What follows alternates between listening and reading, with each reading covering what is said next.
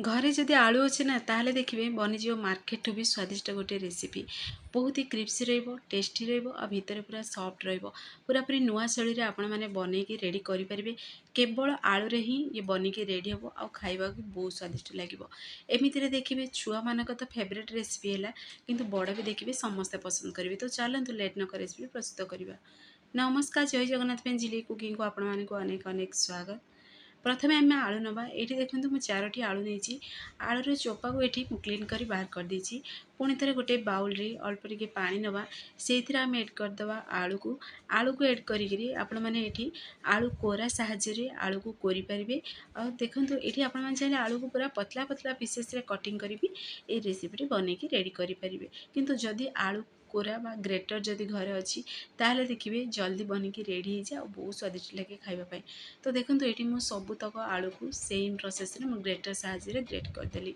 तो देखो ये मुझे ग्रेट करी आपण मैंने चाहिए आगु पतला पतला पीसेस रे भी कटिंग करेंगे। तो आलू ग्रेट हो सारे देखो केते सुंदर भी देखा। तो पानी रे आपको 2 ରୁ 3 थर आम भलसे टिके धोईदबा। धोई सारिबा परे गोटे बाउल नबा।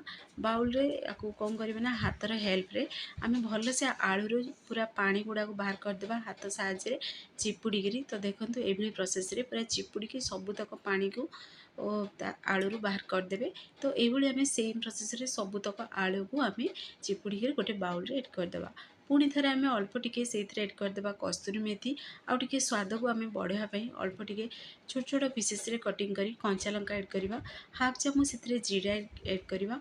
पुणी थे देखो ये 1.5 गिना ये पाखापाखि मुझे एड कर देती चाउल पाउडर। चाउल पाउडर बदल में आपण मैंने ये आराउट भी एड करेंगे मैदा भी एड करेंगे। किंतु चाउल पाउडरटा एड करने द्वारा देखिए क्रिप्सी भी हेल्दी भी रही।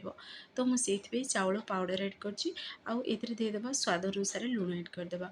सबूतक एड कर सारिबा परे आमे हाथ साहाय्य मिक्स करदेबा। एथिरे आउ टोटाल भी पानी एड करेंगे जेहेतु लुण एड कला परे देखिए आलूटा पूरा सॉफ्ट बनीजिवो। आपण मानक मन पसंद अनुसार आपण माने एठी शेप दे परिबे। एभली गोलाकार शेप दे परिबे आ सिलिंडर शेप भी दे परिबे आ जेमति पियाजी बनाउछोंदी ना सेही भली प्रोसेस रे भी आपण माने एठी शेप देकी बनै परिबे। न छोट छोट पूरा पकोड़ी पीसेस रे भी बनेकी रेडी करि परिबे।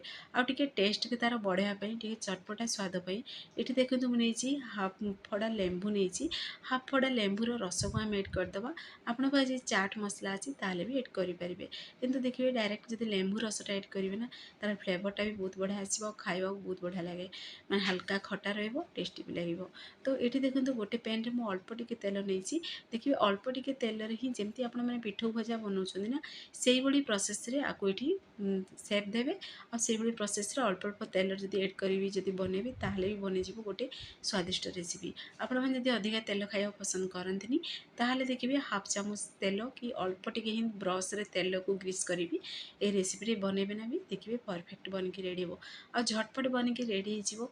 आ देखिबे घरे किछि भी जदि नाही स्नैक्स बनेया पे देखिबे एमती बेले बेले हुए जेहेतु एबे वर्षा पाग रे देखिबे समस्ते गरम गरम चटपटा खाइबा पसंद करंती।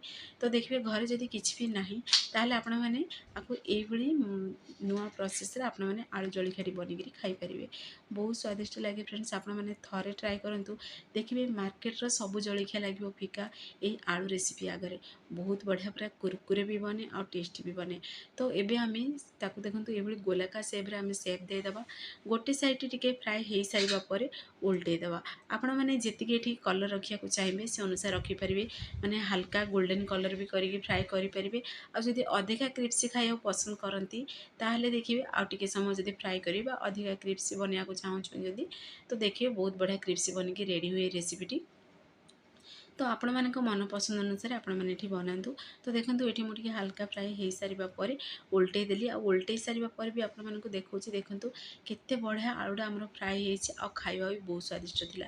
आपण माने याको एमिति रे ही खाइ देबे देखिबे चटनी भी आवश्यकता पड़िबनी। आ किंतु देखिबे आ सहित जदि आपण माने चिली सॉस टमाटो सॉस सहित भी खाइबे ना बहुत स्वादिष्ट लागे। आ देखिबे आर टेस्ट पूरा जेमति पूरा माने नुआ शैली गुडा टेस्ट आसे आ खाइबा बहुत टेस्टी लागे। तो एई तरीका रे आपण माने घरे निश्चय ट्राए करंतु। फ्रेंड्स आपण जदि वीडियोटी मोर पसंद आसीबो सांग मानकु शेयर करंतु, लाइक करंतु। चैनल जदि नुआ अछंदी चैनल को मोर सब्सक्राइब कर दियंतु, बेल आइकन क्लिक कर दियंतु, जहा फल रे मोर सब वीडियो नोटिफिकेशन प्रथमे आपण मानकु पहुंचीबो। मु एमती इजी इजी वीडियो नै आसीबी, आपण माने देखिरि घरे निश्चय ट्राए करंतु। तो देखंतु एठी बनिगिरि हमर रेडी ही साला आलू रो गोटे बहुत बढ़िया क्रिस्पी टेस्टी स्नैक्स रेसिपी। घरे जदि आलू अछि तारे इजी प्रोसेस रे आपण माने ए स्नैक्स टी बनिगिरि खाई परिबे। तो बहुत बढ़िया देखा जाउछि और टेस्ट भी पूरा जबरदस्त थिला। तो सेम प्रोसेस रे आमे भी ना सब बने के रेडी कर दवा। तो देखंतु गोटे स्टेप बनि सारिबा परे पुणी थरे सेम प्रोसेस रे मु सेतिरे ऐड कर देली। पुणी थरे गोटे साइड टिके आमे फ्राई हबो दवा, तापरे उल्टे दवा। तो आपण मानक मन पसंद अनुसार आपण माने बनांतु सेप देगिरी, देखिबे समस्ते घरे पसंद करिवे। तो थरे मात्र ए रेसिपी मोर ट्राए करंतु, आपण मानकर अनुभूति मो सहित शेयर करंतु। आ जदि आपण माने ए रेसिपी मोर बनौछंदी ताले मते निश्चय कमेंट माध्यम जणेबे केमती कोन बनिथिला। जदि छोट छुआ मन पे बनौछंदी ताले आपण माने एठी कंचा लंका स्किप करि परिबे। कंचा लंका बदल रे आपण माने एठी चाहिले अल्प टिके लंका गुंड भी ऐड करि परिबे, नले लंका गुंड को भी स्किप करि परिबे। एमितिरे भी बनेबे ना बहुत स्वादिष्ट लागिवो। आ मु एठी किछि भी मसला ऐड करनी, आपण माने चाहिले एठी मसला भी किछि ऐड करि परिबे। आ एठी आपण मु एठी कस्तूरी मेथी ऐड करछि, आपण माने चाहिले धनिया पत्र भी ऐड करि परिबे। फाइनली देखंतु रेसिपी बनिकी रेडी सरानी। आपण माने जदि फेसबुक पेज देखुछंदी ताले फेसबुक पेज मोर फॉलो करंतु। इंस्टाग्राम रे देखुथले ना फॉलो करबा को जमारे भूलंतुनी। तो देखंतु केते बढ़िया पूरा क्रिस्पी टेस्टी 5 मिनिट रे बनिकी रेडी हबो। मात्र 2 रु 3 टी आलू रे भी ये बनिकी रेडी हे जाय ए स्वादिष्ट रेसिपी टी। आ खाइबा को देखिए पूरा जबरदस्त रहबो। एठी मो पियाज को स्किप करछि जेहेतु बिना पियाज रसुन रो प्रस्तुत करछि। तो आपण माने चाहिले पियाज भी पतला पतला पीसेस रे कटिंग करी भी ऐड करि परिबे। पियाज भी ऐड करिवे ना देखिबे एठी पूरा माने स्वादरा पूरा डबल हे जिवो। तो आपण माने निश्चय घरे ट्राए करंतु। आ देखंतु मु आपण माने खंड करी भी देखौछि केते बढ़िया पूरा बनिकी रेडी हिछि, बहुत स्वादिष्ट थिला। तो ए रेसिपी घरे जेहेतु समस्ते पसंद कले भाबिली आपण मानु भी शेयर करबी। तो आपण माने भी घरे आको निश्चय ट्राए करंतु।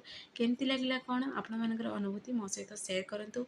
से पर्यंत रहुछि पुणी एक नया रेसिपी नै आसीबी। नमस्कार, जय जगन्नाथ।